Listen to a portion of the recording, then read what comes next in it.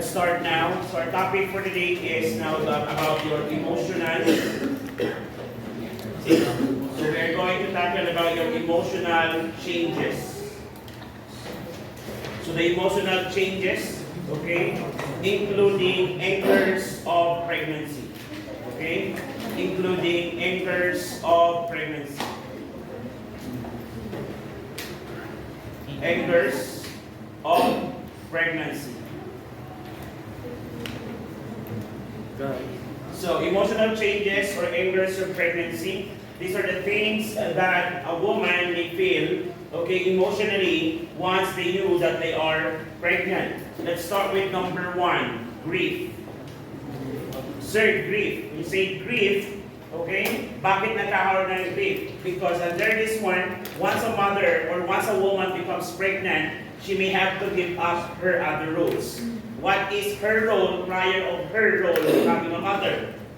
A daughter, isn't it? A daughter and a sister. Meaning, okay, iiwan niya na or she may need to adapt, okay, to a new role which is to a mother role. So adopt to new role as a mother. They need to adapt a new role as a mother, and they need to give up, okay, her previous role or present role as a daughter, as a sister, okay, or as simple as just a jowa, okay. Kasi kailangan niya nang isipin that in the near future she might become a wife already to her husband, okay, and of course a mother to their kids. Okay, so that is where the grieving or grieving is. Okay, so grief because they need to give up their present role and adopt a new role, which is becoming a mother. Okay, another one, introversion. Introversion versus extroversion.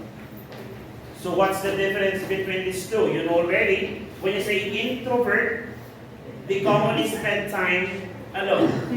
Okay? While being an extrovert, they commonly spend time or they enjoy spending time with other people. Okay? So when you become pregnant, okay, when you become pregnant, what do they usually develop? Is it introversion or extroversion? Introversion or extroversion? Introversion or extroversion? There are some extent they need to become introvert, right? Why? Because they have to prepare and take care of themselves. Because they already identified that there is a baby inside their womb. So if they are some sort of an extrovert person prior to becoming a pregnant, example, party-party, ampersand lagi, malapit na rin sa ampersand nangyari, kaya nagkaroon ng bebe. Yan. So from those nights out will become or will be gone because she needs to stay at home now and take care of her body, okay, and sometimes spending alone because the father or the couple may need to go out and earn for the family. Tapos madalas siya may iwan sa bahay. Yun yung mga sacrifices na dapat ma-realize mo na yung sacrifice talaga ng babae. And those are the things that I am considering. Okay, whenever I decide, okay, to quit the job or ganon. Okay, because my wife is just recently, starting her career. And ako naman, 13 more than 10 years na ako na may nakapag-establish ng career. It's about time for my wife to grow professionally. So, sino mag-give up?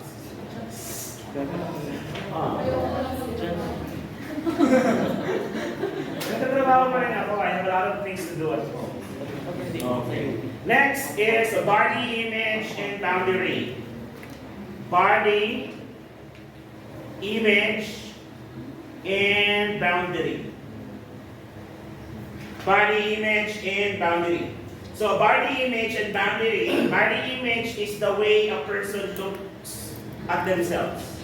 Okay? So body image is a person or how a person look at themselves, And say boundary, it is a zone of separation perceived between you and other people or objects. Okay? So basically, parang sa introversion and extroversion, from becoming with people to become from with people to becoming alone. Okay? So ano na yung magiging sarili niya? So start na siyang mag-develop ng mga self-pity. Ayan, yung mga friends ko, andun sila, nagpa-party-party pa rin. Samantalang ako dito, magtutupi ng lamping. Ayusin ko yung gagamitin ng anak ko. Okay? So that is, in relation to the introversion and extroversion. Another one is your narcissism. What is narcissism? Sir, kahit hindi naman ako mabuntis, sir, narcissistic talaga. Ano ang narcissism? Narcissism is being self-centered, okay? Magiging self-centered ba ang buntis? Yes, because of the idea that I need to take care of myself because I have something. Should I say something? Is that an appropriate word? Yes. Yes. I have someone, or depende siguro kung how do you perceive it? Do you perceive a growing fetus as a person or just a clump of cells growing inside you? Kasi if that's the case, then you would just refer it to as something, isn't it? Yes, but if you recognize it, not just a clump of cells, but a new life that has been formed inside you, then definitely you will refer to it as someone. Isn't it? Yes, okay? Because you need to take care of the someone, that's why you have to be self-centered. Ako na lang muna. I need this, I need this. You have to provide for this. Okay? Nagiging demanding ba ang mga buntis? Yes. Yes. Nagiging demanding ang mga buntis. Number 5. Alam na alam ko yan. I had experienced it for 4 times. Mabuntis na? Hindi. Okay? Magkaroon ng buntis na demanding. Okay? Kasi syempre, of course you have to understand there. We had a miscarriage during the pandemic. Before J-Boy. Yeah, we had a miscarriage. Okay? Another one is stress. So nakakaramdam daw ang mother ng stress. In combination of the introversion, body image, yung changing of roles niya, from being an independent woman, nandun, ngayon siya ay nakaasa sa kanyang asawa, nandun sa bahay. Okay? That would add some stress. Plus the hormonal changes that is happening inside a woman's body. Okay? Kung mahirap intindihin ang kalawakan, siguro mas mahirap intindihin ang mood ng babae. Did you get that? Do you agree, boys? Yes. Yes, may mga jowa. Yeah. Kung walang jowa, hindi makarelate. Number 6, okay? Then meron tayong tinatawag na Covade syndrome. How to read it? Covade or Covade? Covade syndrome. Okay? Covade syndrome or Covade syndrome. Ano ang ibig sabihin ng Covade syndrome? This is something to do with the myth na pag nilaktawan mo daw ang asawa mong lalaki, siya yung maglilihi. So Covade syndrome does not have something to do with that. But because the person or the guy, the couple or the partner is seeing the wife kung paano na-experience niya, para may internalize na yun. Okay? Kaya kahit si tatay ay nagsusuka-suka na siya. They will experience morning sickness. Okay? So that is what Covade syndrome is. Are you familiar with that myth? Na kapag nilaktawan mo daw ang asawa mo, siya ang maglilihi.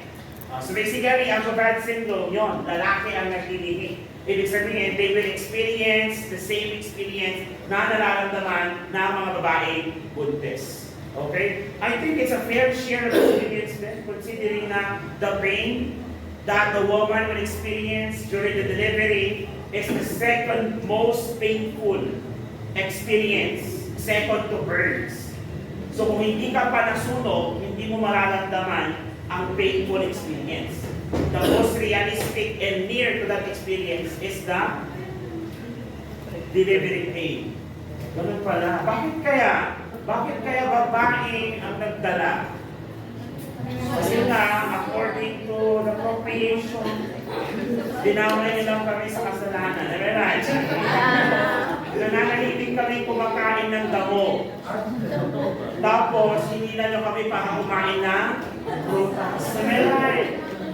Kasi kaya pinarusahan nyo yun. Walang ganang sa Biblia. Okay, assumption lang yun. Okay? So that's circumvention syndrome. Okay? Next, emotional liability. Emotional liability. Ano ang ibig sabihin ng emotional liability? Moody. Arsagid. Ano yung arsagid? Yes. Tupo ko na. Sabong-bong ng konti. Iyak-iyak. Makita niya yung baso ko sa lababo, hindi mo naugasan. Galit na agad. Yung toys mo isa yung anak, nakakalat. Ano ba yan? Di ba ganan? Yan pa yung experience. Sometimes. Okay, gano'n. Emotional liability. Okay, nagiging fragile yung kanilang emotional coping mechanism. Okay, na dati, ang stress itinatawa, ngayon iniiyak na lang. Yung stress dati, iniiyak, ngayon isinisigaw. Okay, nagkakaroon sila ng different changes. Things that makes him, that pleases her before, become something that causes her stress. Parang gano'n. Yung ba't tipo, dati pag kinalbit ko, game na game. Pero ngayon pag kinalbit mo, World War III, parang gano'n. So nagkakaroon ng emotional changes. Mga bagay na gusto-gusto niya dati, ayaw niya na. Okay, yan yung mga pagbili. Yung mga lihi-lihi and everything. Gusto niya ng mangga, nakakuha ka ng mangga, ayaw ka na pala niya. Ano lang gusto niya? Santol, hindi naman pinagsasantol. Saan kaya maghahanap ano? Okay, that is your emotional liability. Ano pa? Number 8, ito yung pinaka-kinalulungkot ng mga kalalakihan. Changes in sexual desire. Okay? Changes in sexual desire. Changes in sexual desire. So most women report their sexual changes, sexual desire changes. Actually, it depends on the trimester. What I observed, and also based on the, nakatanong na rin sa mga colleagues, okay? Pagkatatawanan ng mga kasama. And even kapag tinitignan ng relasyon natin, there is actually a chance that during the first trimester, libido decreases because of sudden hormonal changes. Okay? And it goes back on the second trimester. Mainit na naman ang katawan. Okay? Then suddenly goes down na naman during the third trimester hanggang mga naksi, misis. Okay? Kaya nga sinabi ko sa inyo, di ba? Noong kayo ay dalaga at binata pa lang, okay? Or wala pa kayong kids, hindi pa nabubuntis, nakaka 6 months na sila sa isang araw. Okay? Hindi lang daw pahinga. Hindi na nasusunod yung resolution ng 30 minutes, 10 minutes na. Okay? Mababawasan talaga yon. Okay? Mababawasan talaga yon. Now, changes in sexual desire, of course, ito na yung part, okay, na kailangan pag-uusapan nyo emotionally. Both couple needs to understand this. Why? Because if you're not able to understand this, it can be a source of conflict. Pwede nilang pag-awayan. Okay? Hindi maintindihan. Pag kinakalbit, ayaw. So, magkakaroon na pagkatawag ko sa lalaki. Kasi nga, yung lalaki, ang kanyang love language is physical, sex. Kaya ang problema, hindi niya walang masabihan yung misis niya na, ganda mo ngayon. Pinadala ng flowers. Wala na yung mga sweet moments. Okay? So, kailangan continue pa rin yun. Changes in sexual desire. Number 9. Okay? Number 9 is changes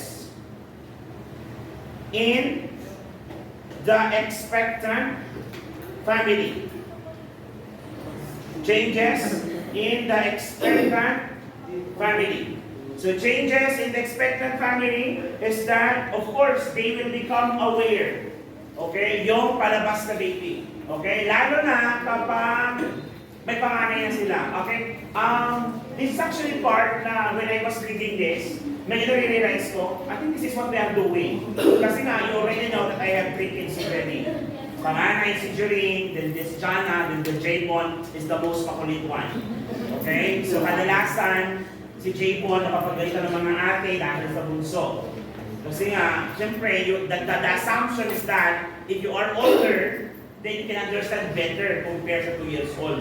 Okay? So kadalasan, the panganay is forced to become an ate. Na to the extent na if you were both busy, the wife and the husband, doing things at home, trabaho ganyan. So a 5 years old is, you are already expecting the 5 years old to take care of the 1 year old or 2 years old. So yun yung naka-expected changes in the family, which is, hindi mo, parang mali. Pero nangyayari. Especially in our culture, right? Yes, parang mali, pero nangyayari. Kasi nga, maling part, kasi nga, your idea is to teach them as early as now to become responsible. However, by doing so, medyo nakakalimutan mo naman that they're still kids and that they should be still playing, not caring for their sisters and brothers.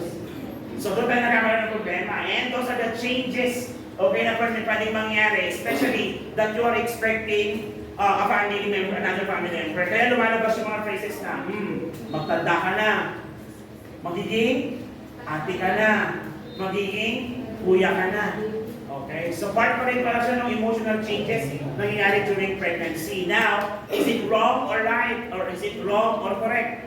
Okay? That is to be decided. Kaso nga lang, if you will consider still, a 5 years old is still a 5 years old. Then they should be doing things that a 5 years old should be doing. And definitely, caring for a 1 year old is not a task that should be assigned to a 5-year-old.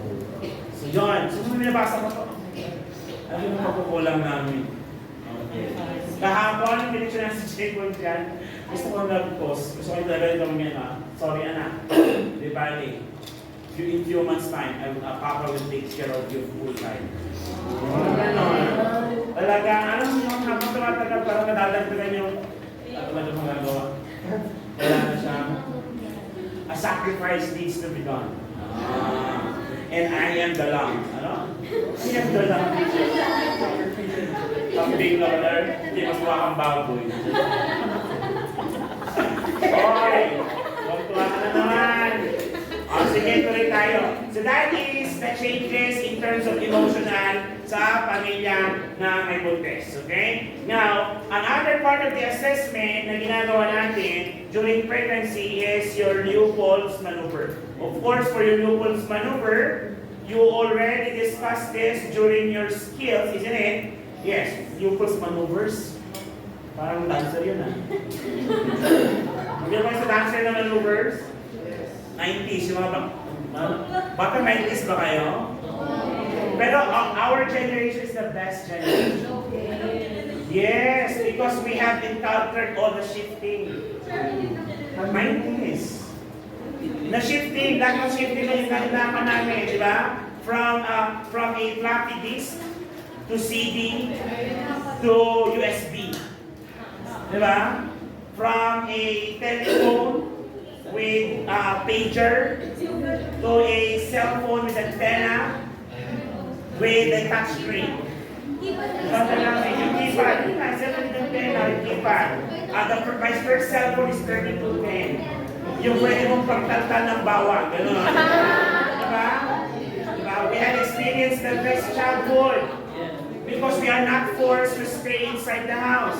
We are forced to stay outside and play shotgun. Yes. Diba? Goma, Jolen. Captain Barrio. Ano yung Captain Barrio? Yung hamulan. Tapos muliin mo lahat ng membro ng kabila. Tapos maliligo sa ulit, patubig. Tapos kahit mo pa pala to kasi ikaw na nag-aararo. Kasi doon kayo nagkakabulan. Para kumita ng pera, magpubuhat ka ng pinhi, ikakalat ka sa kalsada. Sa bukid, pakita sa Tapos, habang dumadaan yung kuling-kuling, sinusundan mo kasi may lalabas na ararawan. Yung arawan, tama ro mo na. Bakit? Ang bagay kasi experience pa rin yan. Pero social media na. Ano? Kumbang preso nila eh. Yung alas 3:30 uwian nyo, 4:30 ka makaka-uwi. Kasi maglaro ka pa ng text, ganon. Text box.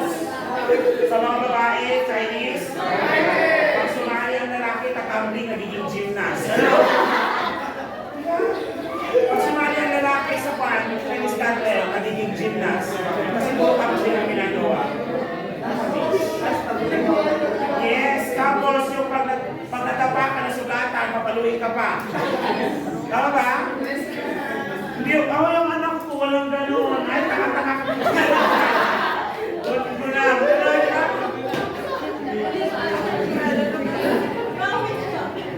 So, kung gano'n ang parents mo, at least, di ba?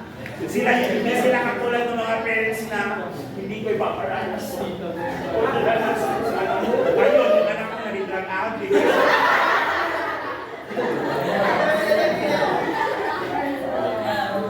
Noon, pag pinalo ka ng teacher sa elementary, legal.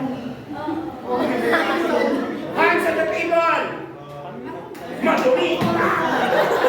Nakaganon pa, sir. Pag kaya ginawa, sunod, tulpo.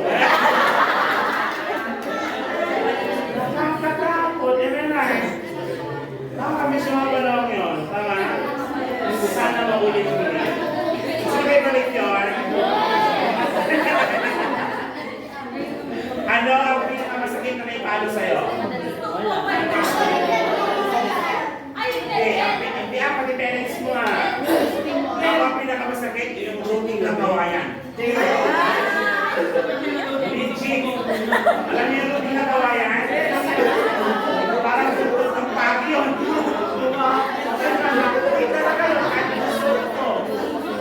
Yung pinagsalisihan, yun ang masakit. Yung parang natali lang sa parang penitensya. May lakay yun. Wala talaga. Sige na. Siyasendo naman. What are the 4 Greeks? I discuss this actually. What are the 4? So the first one is your fundal grip.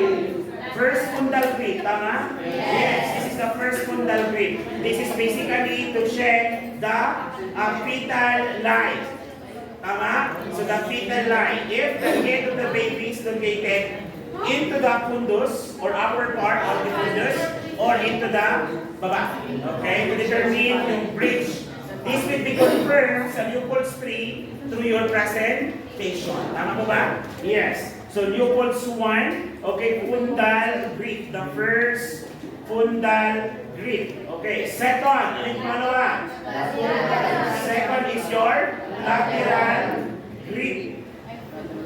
So lateral grip is to check for the fetal back. Tama po ba? To check for the fetal back, that would be necessary in order for you to check for the fetal heart tone later on. Then the third one, pollex. Tama po ba? Pollex. Pollex. Anong pollex? Second, fundal grip, isn't it? Yes. Second fundal grip. Second fundal grip. Third siya, pero second fundal grip because you are checking the fundus here in the symphysis pubis to confirm the fetal line, to check for the fetal presentation, isn't it? Yes, if it's cephalic or bridge.